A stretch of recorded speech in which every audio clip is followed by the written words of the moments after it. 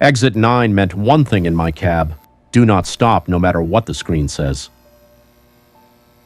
At 3:14 a.m. Tuesday, the heater blew cold and the vents pushed out a greasy diner smell that did not belong on an empty highway. Exit 9 wasn't a place, it was a check. Rent had jumped again, my partner's deductible sat unpaid, and overtime was the only reason the light stayed on. The green sign for Exit 9 pulsed once, like the reflective paint had its own heartbeat, and my ELD lit up with a pop-up that covered my route. My thumb hovered over the acknowledgement because the clock in my head kept whispering about miles, about minutes, about how one missed delivery turned into a write-up, and a write-up turned into a termination. My hand hit the button anyway because denial feels like control right up until it costs something. The pop-up vanished, but the screen stayed wrong. The map centered itself on a blank strip of road, and a tiny symbol I had never seen in a training video sat in the corner like an ink stain. The cab went quiet for half a breath, the way a room goes quiet when someone steps inside, and then the engine noise returned with the exact same tone: too clean, too steady. A laminated card lived in the pocket of my sun visor, creased from being yanked down so many times my fingers had worn a smooth arc in the plastic. The card came with the truck when I signed on, edges curling, one corner peeling like a bad sticker, and a faint set of initials in Sharpie near the bottom that looked like someone got tired of writing their name. The first line stayed in my head because it sounded like a joke somebody in safety wrote after watching too many dashcam clips. Do not stop at exit 9 between 10 a.m. and 40 a.m. Keep driving, no stops. I read it again because that is what I do when I get nervous. I double-check, I double-tap latches. I count straps without meaning to, like the number alone can keep a load from shifting. Another sign appeared, not on the road, but in the corner of my windshield where the dashcam reflection sat. The little red recording dot blinked slower than normal, then stopped blinking altogether, like it had decided to watch without admitting it. The shoulder ahead flashed amber, hazard triangles. A rig sat half on the rumble strip, trailer leaning into the dark, and for 1 second my brain tried to make it simple: keep rolling, not my problem, rule is rule.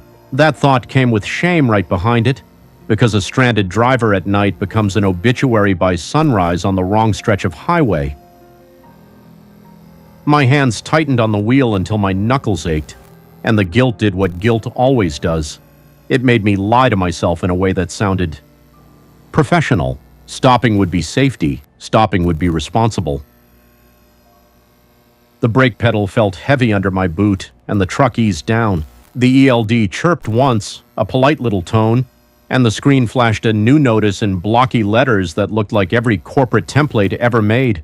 The pop-up had a revision tag in tiny print near the bottom, something like Rev C, and a routing path that read like it belonged in an office, not a cab. I didn't read it all. I saw the part my tired mind wanted. If driver fatigue is detected, pull in at exit 9 for coffee and compliance review. That line tasted like relief even before it did anything worse. The shoulder swallowed my headlights when I steered over, and the road noise changed under my tires, rougher, louder.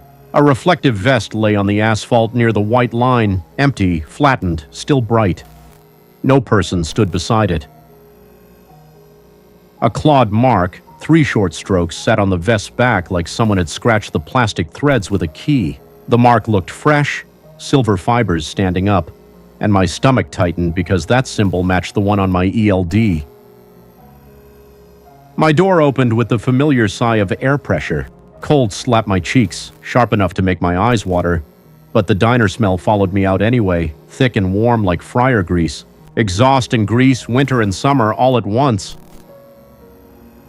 My flashlight beam cut across the trailer tandems, across the fifth wheel, across the empty shoulder. No footprints, no dropped gloves, no phone glowing in the grass. A pair of hazard triangles sat neatly set up behind the rig, too perfect, angled like an instructional photo. The cab interior light flicked on by itself when I climbed back in, and the ELD had changed again. The earlier fatigue notice had slid into a queue, and a new message sat on top. stamped with an internal code and a folder name that had no business being on my screen. The code looked like an inventory tag somebody used to track pallets, not people. A small part of me wanted to laugh because the idea of a system giving my fatigue a tracking number felt ridiculous. Another part of me wanted to cry because I knew exactly how companies treat anything with a tracking number. The exit ramp curved away to the right, and the green exit 9 sign sat closer now, brighter, like my truck had been pulled toward it on a rope. The rig on the shoulder stayed behind me, hazard still blinking, still empty. I should have merged back onto the highway and kept rolling, because the rule on the visor card had one job, and I had one job. My hands kept turning the wheel anyway, and the truck followed the ramp like a thought turning into a decision that cannot be undone. An old diner sat at the bottom of the ramp, lit like it had never closed a day in its life. Neon glowed behind the windows, red and white and a little too clean. A sign over the door promised coffee in cheerful cursive, but my eyes kept snagging on the metal trim around it. The way the trim formed a shallow frame, a box that looked like a scanner mount. Parking lot lights threw a pale circle onto the asphalt, and my rig rolled into that circle with the uneasy feeling of stepping under a spotlight. The moment my trailer crossed the painted line, the cab warmed. The heater turned hot without my hand touching the knob. My phone showed no service, which made sense, but the Bluetooth icon still blinked like it wanted to connect to something. The ELD stopped showing my route and displayed a single instruction, centered, impossible to ignore. The instruction didn't use my name, it didn't need to. My fingers drifted up to the visor card again, because comfort comes from objects that stay the same, and the card didn't stay the same. The corner that always peeled had torn off. In its place, a clean edge sat like someone had replaced the whole thing while I drove. The torn corner lay on my dash, right where my coffee cup usually sat. I stared at it, and for a dumb second I told myself wind must have ripped it loose, because my brain loves an easy answer. The diner door opened before I touched it. Warm air rolled over my face, heavy with bacon and coffee and something cleaner underneath, like disinfectant from a hospital corridor. Fluorescent lights buzzed in the ceiling, then stopped buzzing halfway through my first step, the sound dropping out like a switch had been flipped in my skull. My boots squeaked on tile. The sound had the wrong pitch, too sharp, like the floor was made of something harder than tile. Booths lined the wall, vinyl cracked in familiar places, but every crack looked repaired, stitched shut with thick clear tape that caught the overhead light. A binder sat on the counter near the register, fat with paper, spine warped, coffee rings dried into the cover like fingerprints.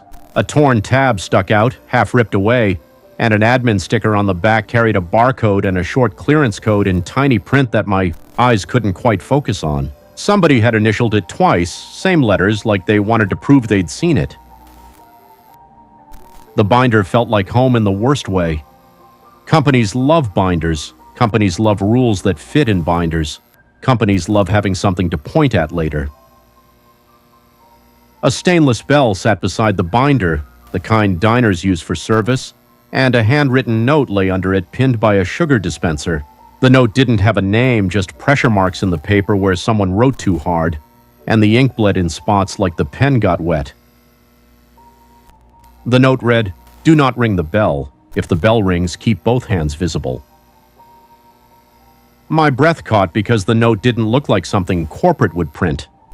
That note looked like a desperate person begging a stranger to stay alive.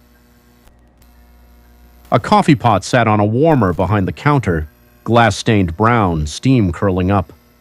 A white mug waited beside it, already filled, already hot. The mug had my company colors painted around the rim, and that small detail hit harder than any ghost story, because corporate branding shows up where corporate control wants to be. A rule slid into my head, not from the visor card, but from an email my dispatcher once forwarded with a subject line that sounded like a joke, until it wasn't. The email arrived weeks ago, routed through a training queue with a name like Safety Ops, and it had a revision tag in the body like a software patch note. The line I remembered said, If the diner is open, park under the awning. Do not use the lot perimeter. That sounded like safety advice. That sounded like somebody trying to keep drivers away from thieves and potholes and drunks. That sounded safe enough to obey, which is why it made my skin crawl in hindsight. The overhead lights flickered once. The coffee pot burped, a tiny sound. The bell on the counter stayed still. My palm hovered over the warm mug because I wanted the caffeine, because I wanted to feel normal, because my body had been on the road too long, and the idea of a free coffee felt like mercy. The visor card's rule came back with a hard edge. Keep driving, no stops. The ELD's pop-up pushed against it, coffee and compliance review. Two authorities arguing inside my cab and my tired brain sitting in the middle like a kid in a divorce. The mug smelled right, rich and bitter, but the scent carried that disinfectant edge again. My tongue pressed against my teeth. A thought surfaced, mean and practical. Drink it fast, get back in the cab, pretend none of this happened. My fingers wrapped the mug. Heat burned my skin, real heat. The mug should have dropped, but my grip tightened instead because stubbornness is a reflex when panic starts to rise. A camera hung in the corner above the pie case, black dome, glossy. A second camera sat near the kitchen pass, aimed straight at the counter. No camera faced the booths. Cameras watched transactions, compliance, proof. A monitor behind the register displayed a grainy view of the parking lot. My truck filled the screen, parked perfectly under the lot light, driver door open. The timestamp in the corner wasn't legible, but the light outside was, and the light looked like late afternoon. Afternoon, not night. My throat tightened and a sour taste climbed up, the kind that comes from adrenaline and too much coffee on an empty stomach. A thought tried to save me. Maybe the camera feed ran on a delay, maybe the monitor was broken, maybe... No. That thought died when the screen changed. The monitor showed my truck again, but this time the door closed on its own, slow and deliberate, like a person had pulled it shut. No person stood there. My hand lifted toward the bell without thinking, the way hands reach for something familiar in a strange room. The handwritten note under the sugar dispenser snapped me back. Do not ring the bell. My hand froze mid-air and shame hit me hard because my first instinct had been to ask for service, to demand a human explain what my eyes saw. That need to be comforted felt childish, and the room punished childish impulses. The fluorescent buzz stopped again, more complete this time. Not quiet, not softer, gone. My own breathing sounded too loud. A line on the visor card that I hadn't noticed before caught my eye, because the card wasn't in my visor anymore. It sat on the counter beside the mug, placed there like a menu. The line read, "If the room goes silent, stay seated until sound returns." That line didn't use a name. It didn't say why. It didn't promise safety. It commanded obedience. My knees wanted to lock. My feet wanted to move. The line on the card wanted me seated like a compliant customer. Every part of me screamed to get back to the cab because a moving truck feels like control, because motion feels like life. A smear across the bottom edge of the visor card. Somebody had spilled coffee or dragged a thumb through wet ink. The smear cut through a word in the first rule, and suddenly the rule read wrong. Do stop at exit 9 between 10 a.m. and 40 a.m. That missing "not" turned my stomach. A single smudged line turned a warning into an invitation. I stared at the smear until my eyes watered, and my mind did the thing it does when a rule creates stress. It searches for the interpretation that makes my mistake look smart. If the word changed, maybe the rule changed. If the rule changed, maybe stopping became correct. If stopping became correct, maybe I hadn't messed up. My lips pressed together and I forced myself to take a sip of the coffee because the longer my hand shook, the more obvious it became to any camera watching me. The coffee hit my tongue, warm, strong, familiar for a heartbeat, and then it turned dry. Not bitter, not burnt, dry, like dust, like powdered chalk. My mouth tried to swallow and met nothing but a granular crumble that fell apart between my teeth. I coughed, quiet because the room demanded quiet. The taste stuck to my tongue like punishment, and I spit into a napkin without thinking. The napkin held gray flakes that didn't belong in coffee. A memory surfaced, and it wasn't mine. Somebody else's words, handwritten, pressed into paper. My eyes scanned the counter again, searching for the note that warned about this, searching for anything that made sense. Behind the register, a clipboard hung on a hook. A page clipped to it held a checklist layout, but the text blurred in my focus, and only one thing stayed clear: the three-stroke symbol, printed at the top like a logo. Heat rose behind my ears. The way my company branded everything, the way systems marked things, the way compliance became identity. The handwritten note under the bell had a second line.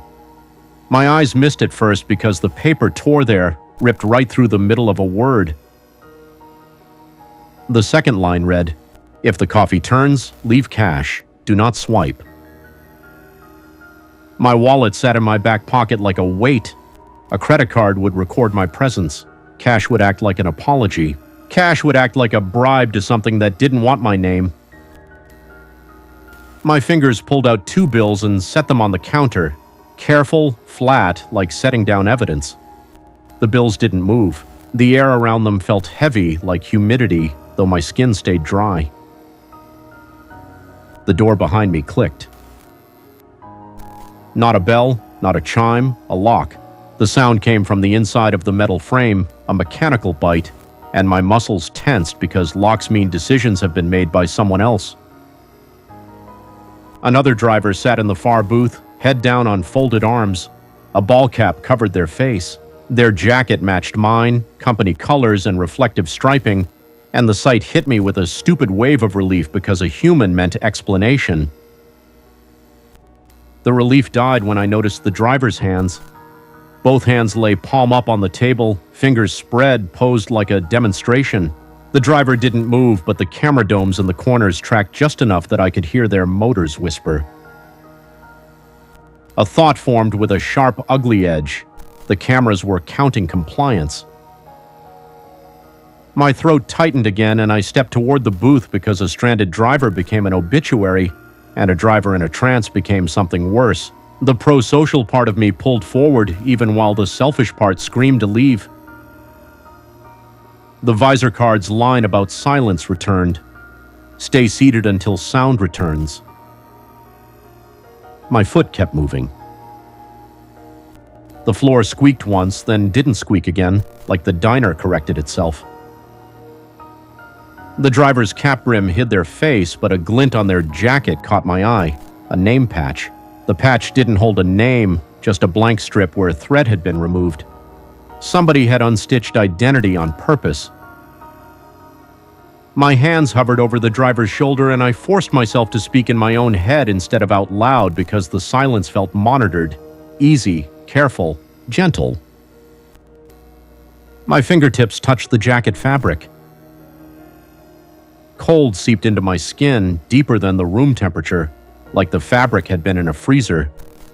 The driver's shoulder didn't rise with breath. My pulse hammered in my ears, and the urge to yank the cap off fought with the note's warning about keeping hands visible. My hands stayed visible. My fingers trembled. A mechanical sound came from the kitchen, soft, steady, like a printer feeding paper. The sound didn't belong in a diner at night. The sound belonged in an office. The printer sound stopped. The fluorescent buzz returned in a rush, loud enough to make me flinch, and the driver lifted their head in one smooth motion like a puppet pulled by a string. Their eyes were open. Their pupils held the same three-stroke symbol, not literally, not a tattoo, but the way their gaze fixed on me with the same intention a system has when it recognizes a badge. Their mouth moved, but no words came out. Their lips shaped something silent, a phrase they couldn't stop repeating. Compliance. My stomach turned and the guilt that had been a background hum became an alarm. This wasn't a haunted diner. This was a process. This was intake. My hand yanked back before I could stop it, and the driver flinched, quick, human, scared. The fear on their face cut through the weirdness like a knife. A trapped adult, alive, aware enough to feel panic. A choice formed in my chest, heavy and simple: leave them and save my own life, or break whatever rule this place wanted and pull them out. The rent spike, the deductible, the overtime, the fear of termination, all of it pushed me toward the cruel option because survival makes monsters out of good people. My jaw clenched hard enough to hurt. A different fear pushed back harder, living with that choice. My hands lifted slowly, palms open, visible, and I reached for the driver again. My fingers touched their sleeve and I pulled. The driver's body resisted for a second, like their clothes snagged on the booth, and then they slid free too easily, like friction had been removed. Their boots dragged across the tile without sound. The cameras in the corners whirred, tracking. A sheet of paper slid out from under the driver's arm and fell to the floor. My eyes caught a line of print on it, not readable, but the layout looked like a dispatch memo, subject line at the top, and the same three-stroke, symbol faintly in the margin like a watermark. Evidence, proof, something to take. My fingers snatched the paper up, quick, and the paper felt damp. Toner smeared under my thumb like it had been printed moments ago and never dried. That physical flaw hit me like a warning. This place produced documents the way a body produces sweat.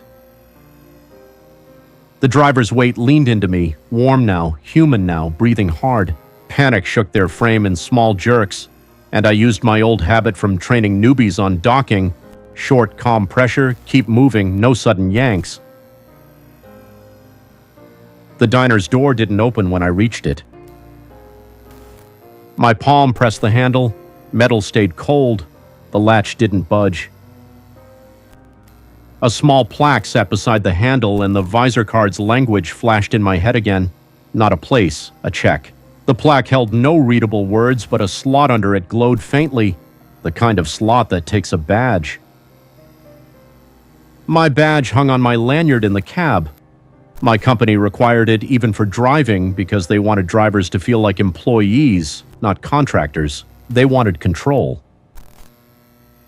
A stupid, angry laugh pushed up in my throat and died because the cameras watched. This diner wanted a badge swipe. This diner wanted consent. The handwritten note under the bell had another torn edge where a third line used to be. Only the last few words remained, ink smeared. Do not give it. My mind filled in the blank with the worst options: badge, name, face, time. The driver in my grip made a sound, a small whimper, and my choice hardened. This wasn't about me anymore. Pulling them out mattered. My eyes snapped to the window. The parking lot sat close, my truck bright under the pole light. Driver door shut now, just like the monitor showed. A service window near the counter sat partially open, the kind diners use to hand out pies in summer. The opening looked too small. It looked impossible. It looked like the only way out. My shoulder pushed into the window frame. Metal bit into my jacket, and the cold from outside hit my face like a slap. The driver stumbled behind me, caught on the sill, and for a second my brain screamed about tearing skin and breaking bones. No pain came. The window frame widened under pressure, not bending, but yielding like rubber. The room adjusted itself again, making the wrong thing easy. My boots hit asphalt. The parking lot smelled like diesel and wet leaves now, sharp and real. The diner smell lingered in my nose like a lie. The driver staggered out after me, knees buckling, and I caught them by the elbow because leaving them on the ground felt like the same cruelty I just rejected. The cab door opened when I pulled it. The interior light came on and the visor pocket sat empty. The visor card rested on my driver's seat. It hadn't been there.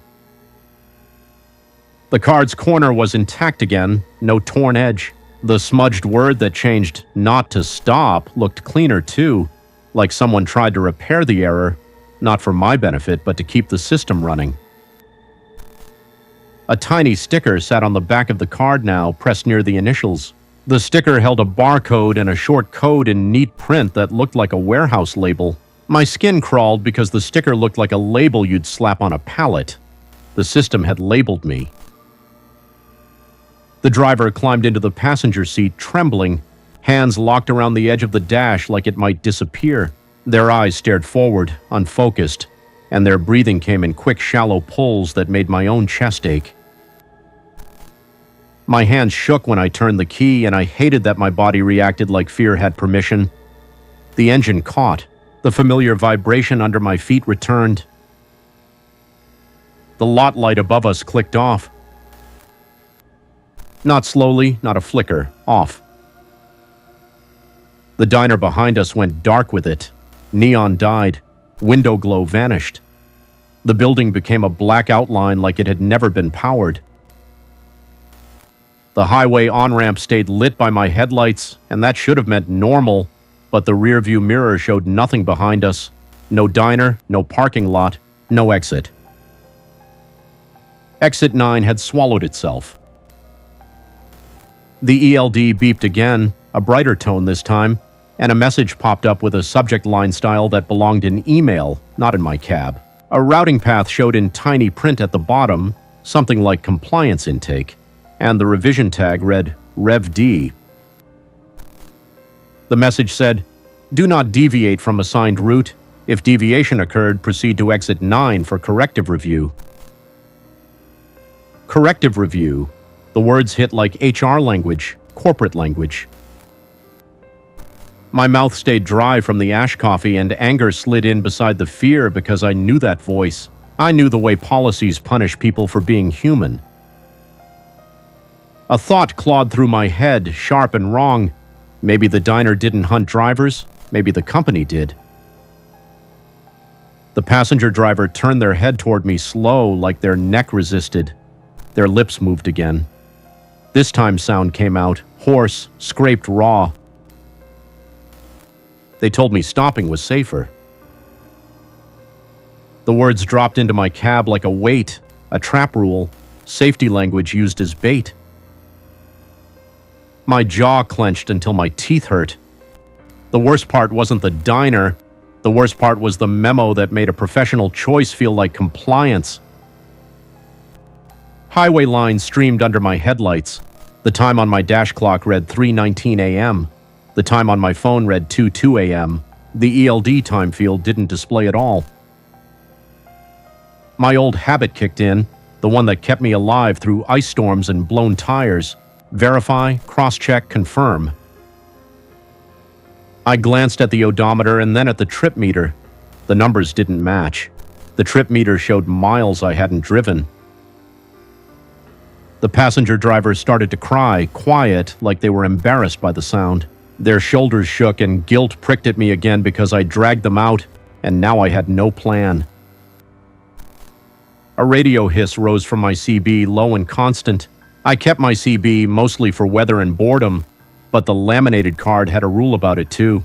Another line tucked lower like an afterthought. If a voice uses your call sign, do not answer. The rule had a coffee stain across it and a staple shadow in one corner where someone once pinned it to something else. The hiss sharpened into a voice.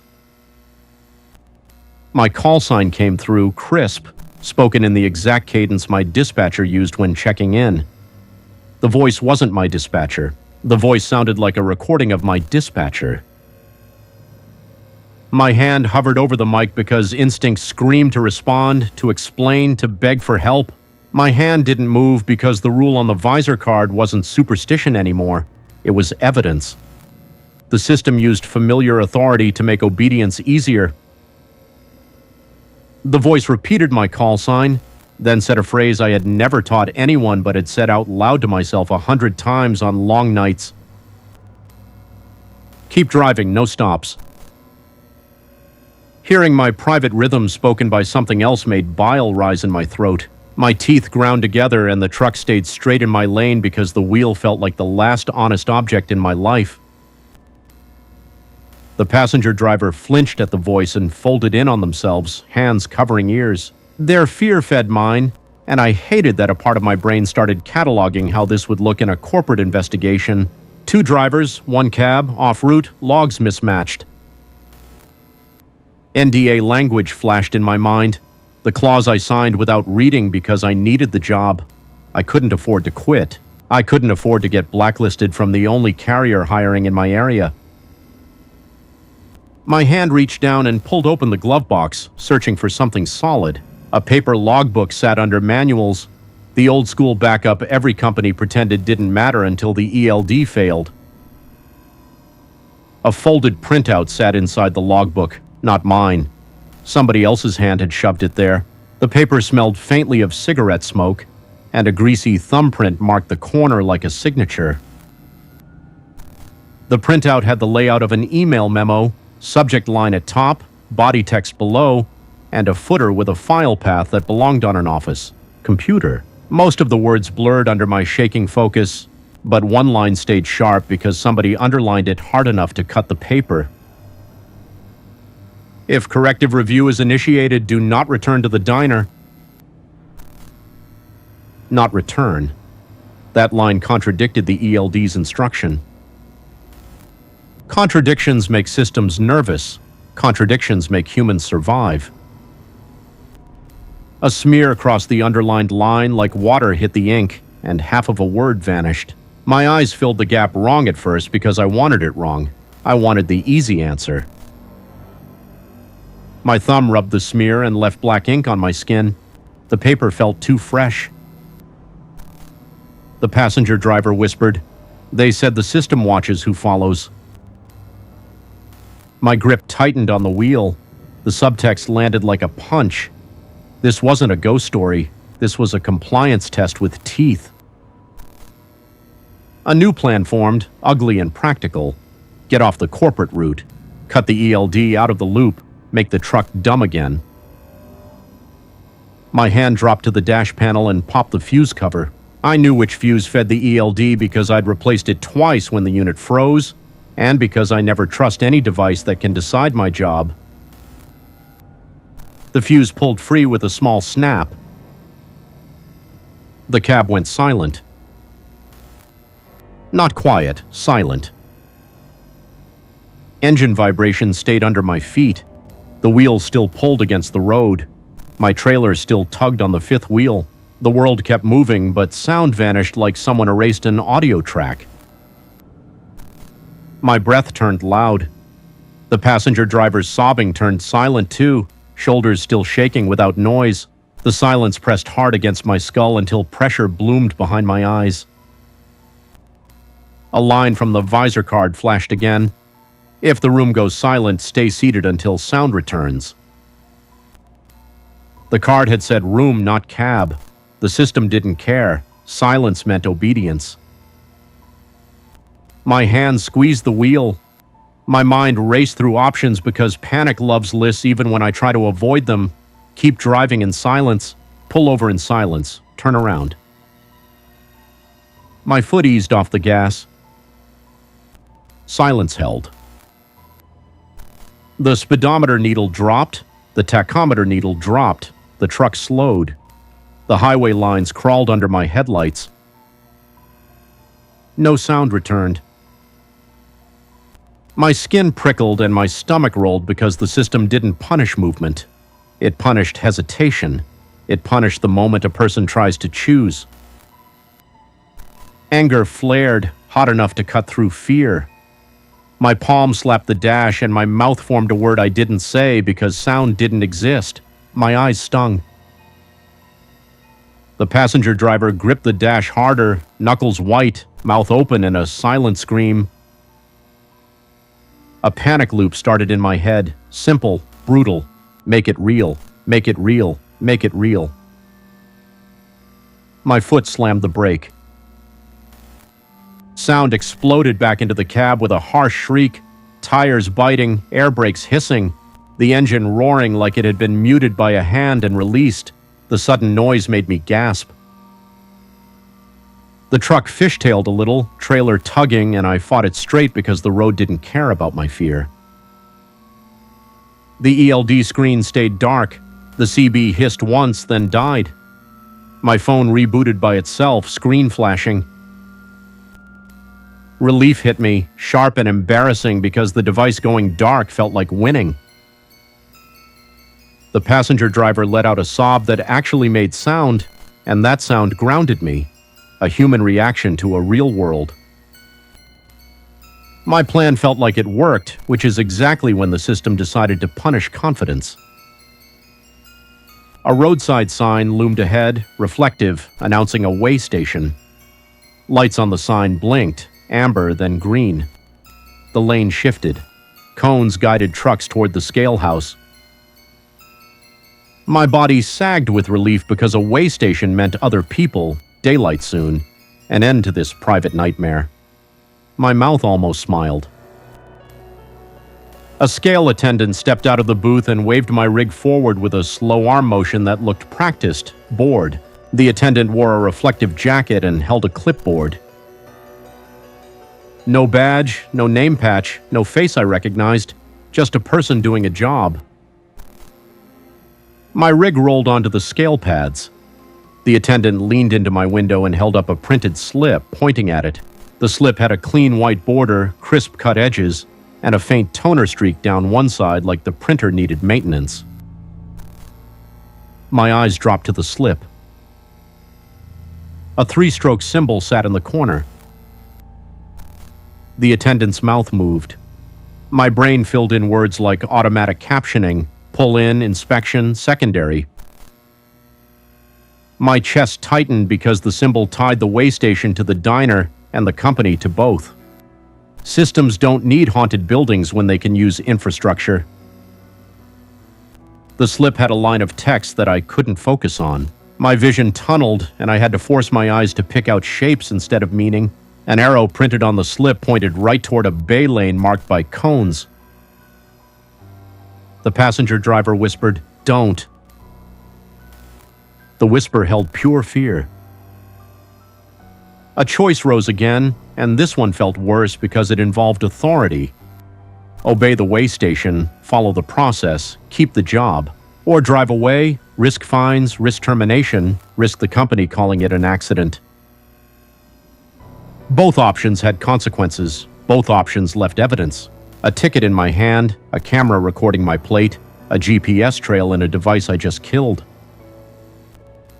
My mouth went dry, and the same small selfish motive that made me tap the ELD earlier returned. I wanted this to be normal. I wanted an authority figure to reset the world. My rig rolled forward toward the bay lane. The bay gate lifted before I reached it. No green light flashed. The gate just rose, smooth, quiet, like it had been waiting. Relief flooded me anyway, stupid and fast because an open gate feels like permission. My foot pressed the gas. The moment the front tires crossed the painted line into the bay lane, the steering wheel tightened under my hands. Not a mechanical pull, not wind, but a deliberate resistance, like a second set of hands gripped the column. My heart hammered, my palms slicked with sweat. The passenger drivers screamed my call sign, then clamped a hand over their mouth like they got caught breaking a rule. The rig kept moving. The steering wheel turned right without my consent. The truck headed toward an exit ramp I hadn't aimed for. Exit 9. No sign said Exit 9. No number glowed. The ramp just angled away, familiar, inevitable, and my gut recognized it the way a body recognizes a dangerous neighborhood. My foot slammed the brake again, but the pedal went stiff. Air pressure stayed normal. The brake gauge stayed normal. My foot met a wall. The truck rolled onto the ramp anyway, speed steady, engine tone steady, like a cruise control held the world.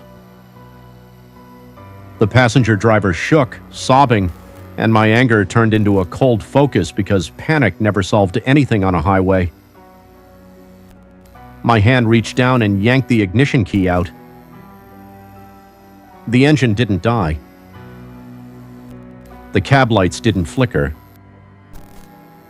The dash stayed lit. My mouth opened. No sound came out for a second. Then a low hum filled the cab, not from the engine, but from the dash panel behind the ELD screen, like a server fan spinning up.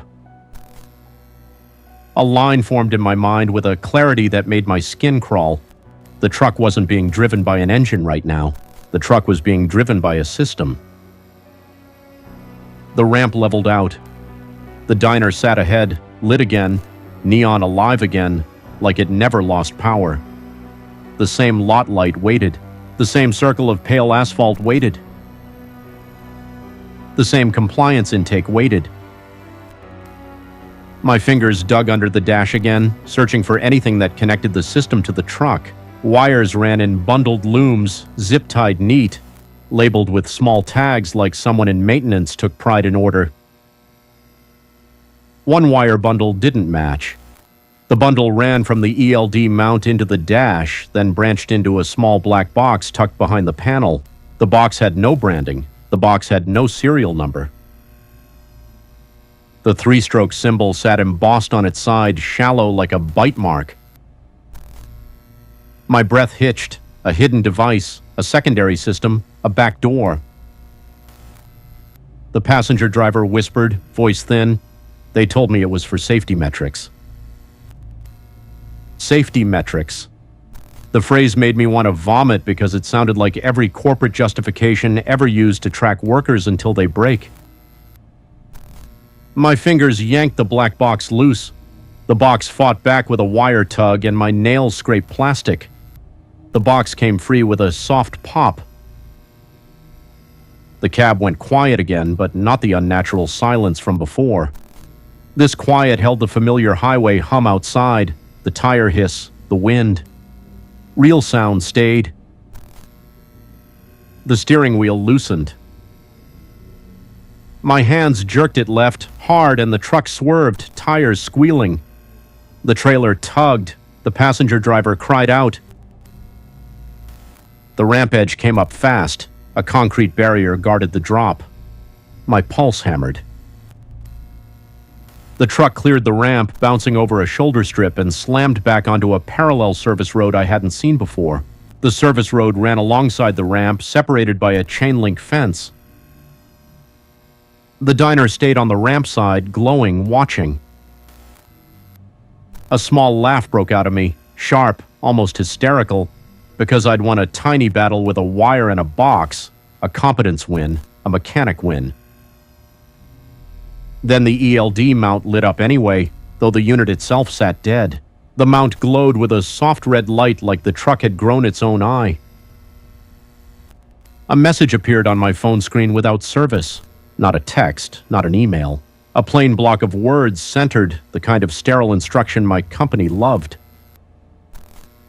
Corrective review pending. Return to exit 9.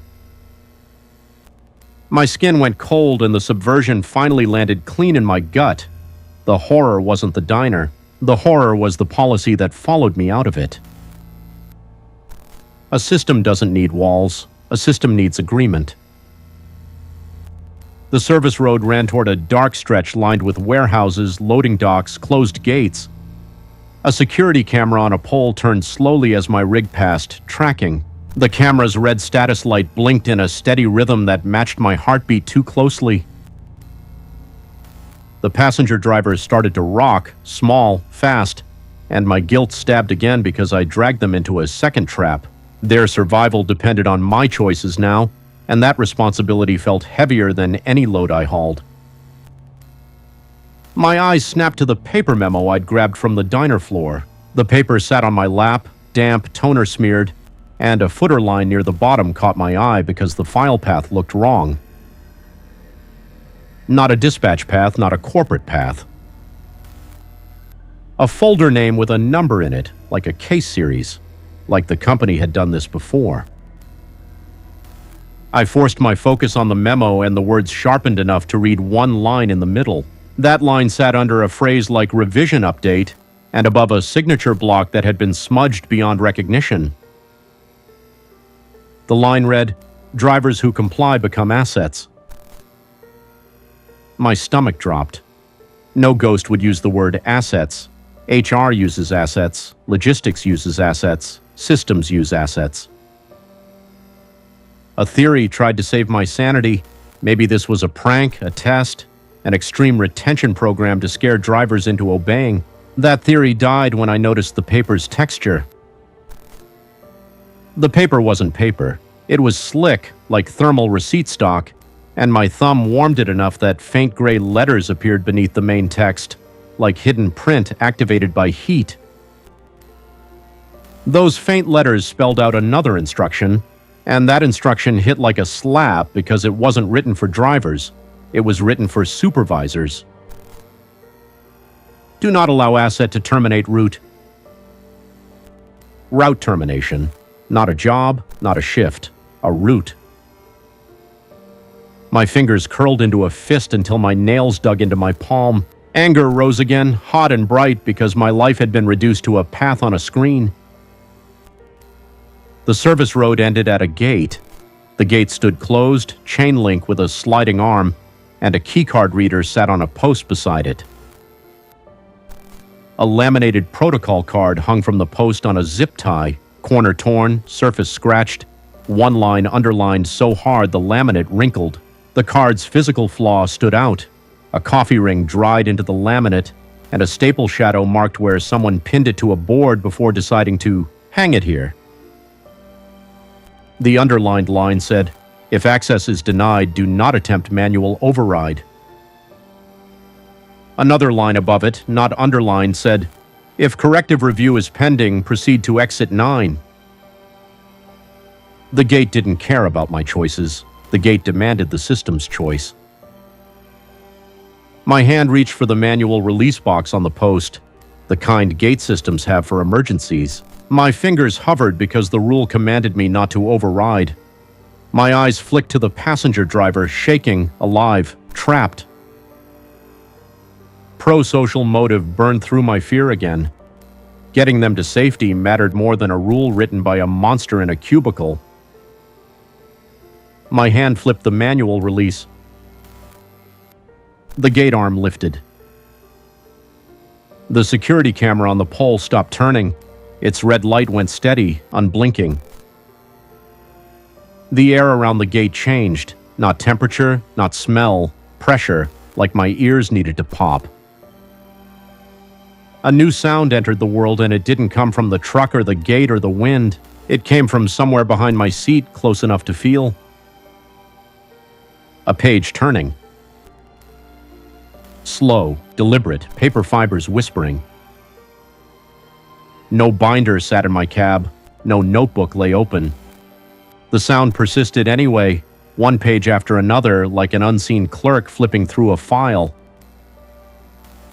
The passenger driver froze. Their rocking stopped. Their eyes widened.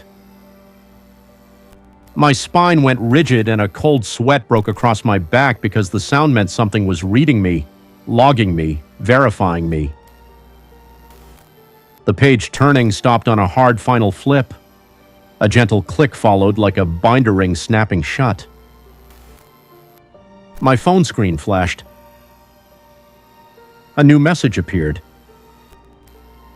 Manual override recorded. Corrective review escalated. My throat tightened. My hand trembled. A harsh thought cut through. Simple, mean, stupid. So stupid. Then another thought pushed through harder because someone sat beside me who didn't deserve the system's punishment. Worth it. The gate opened. My rig rolled forward. The service road beyond the gate narrowed into a corridor between warehouse walls.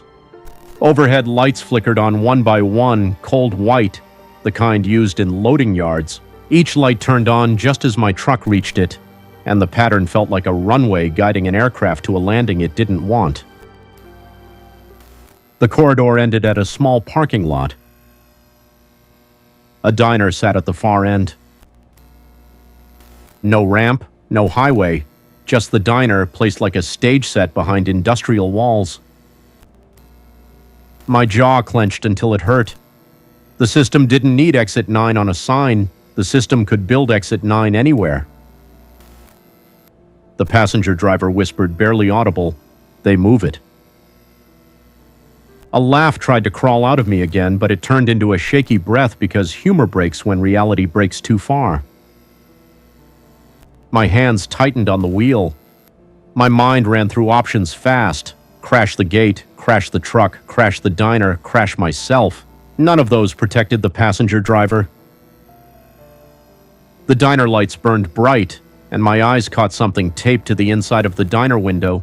A sheet of paper, handwriting, a warning. The paper held one phrase written in thick marker, the letters shaky like the writer's hand trembled. The phrase didn't mention exit 9, it didn't mention coffee, it mentioned the symbol. If you've seen that symbol before, don't ignore it. The line sat there like a plea from a stranger who already lost. My chest tightened. The line felt like a message aimed forward, aimed out, aimed past me.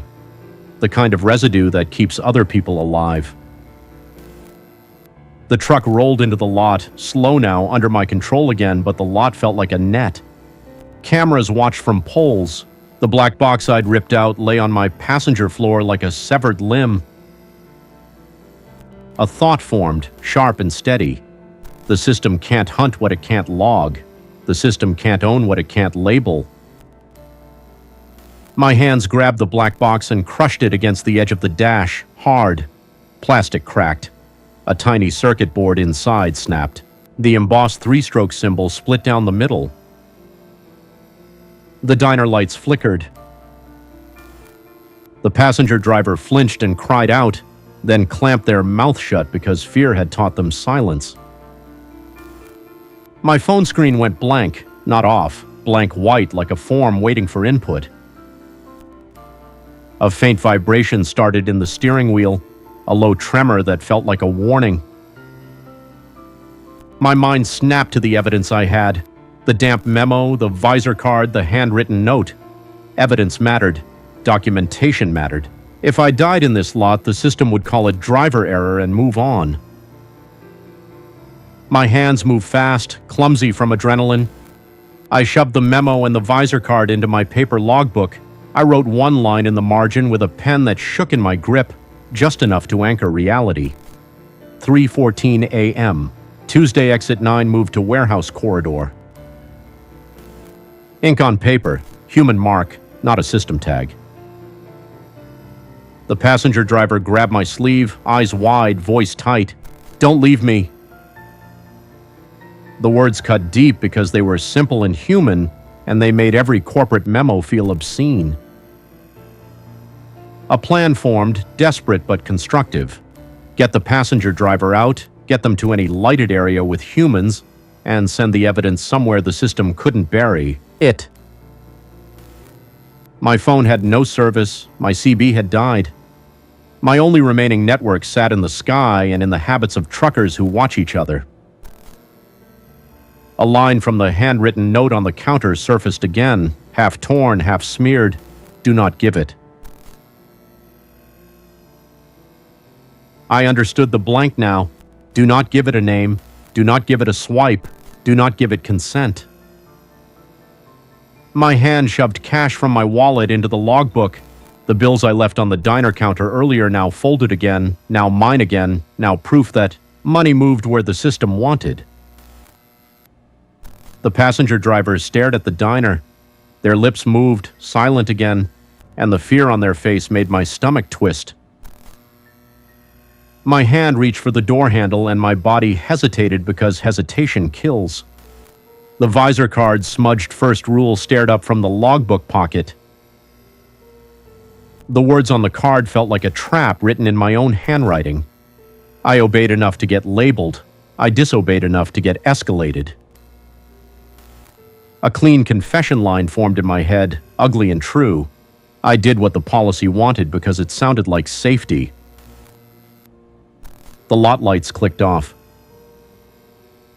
Darkness swallowed the diner sign, and the only light left came from my dash, from my phone's blank white screen, from the faint red glow in the ELD mount that refused to die. The passenger driver whispered, "Keep driving, no stops." Hearing the echo phrase from a second mouth made my skin crawl, because the phrase had moved from rule to chant, from safety line to leash. My hands grabbed the wheel anyway. The truck started rolling.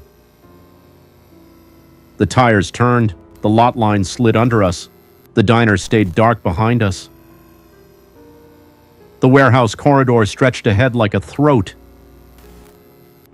My plan changed mid-motion because dread does that. It forces decisions on the fly. Leaving with the passenger driver might save one adult, but the system would keep feeding on the next driver, the next memo, the next safety pop-up. A long-haul truck can block a road. A long-haul truck can protect other people by being an obstacle. My rig angled sideways, slow, deliberate, and I laid it across the corridor mouth like a barricade. Air brakes hissed. The trailer settled. The corridor became impassable. The passenger driver stared at me like I was insane, and maybe I was, but the relief on their face flickered too, small and real, because a blocked path means a delayed trap. My phone screen finally displayed something other than blank white, a folder icon, a file list. No readable names, just shapes, dates blurred, and one item highlighted like the system offered me a choice. The highlighted item opened on a tap. A video thumbnail appeared, grainy, a guard shack interior, a desk, a binder with a torn tab, the same three-stroke symbol scratched into the corner of a protocol card. Shared universe, same infection, same policy wearing different uniforms. My throat tightened. The system wasn't just trucking, the system was compliance everywhere. The file vanished the moment I tried to forward it, not failed to send. Vanished, like it slipped into a folder that wasn't mine. That petty theft of evidence burned hotter than fear. My fist slammed the dash. My breath came fast. A new message flashed on the phone in sterile block letters. Asset blocked, route termination required. The lot behind us lit up again. The diner sign glowed again. The corridor lights blinked on again, one by one, like the system prepared to reclaim its path. The passenger driver clutched the logbook to their chest like it was a shield. My hand reached up to the visor and found empty space. The visor card wasn't there because I put it away. That small act of control felt like a prayer. In the rearview mirror, a truck rolled into the corridor behind us. Headlights steady, cab empty. No driver silhouette, no movement. An empty truck moved like it had a purpose. The empty truck's CB hissed, faint, and the familiar cadence rolled through my dead radio anyway, bypassing wires and logic. Keep driving, no stops. My skin went cold, my mouth went dry. The only question left, the survivor question that stuck in my chest like a splinter, wasn't about Exit 9 anymore. It was about scale. How many empty trucks had passed through this corridor while everyone called it safety? Unless the rules were never about safety. My hands opened the door. Cold air hit my face. Real air, honest air. I stepped out onto asphalt and felt the weight of the evidence in my pocket, and the weight of the system in every light that turned toward me. One last detail landed in my mind with a sick clarity, and it rewrote every moment I thought I chose. The CB mic cable had been unplugged since last week.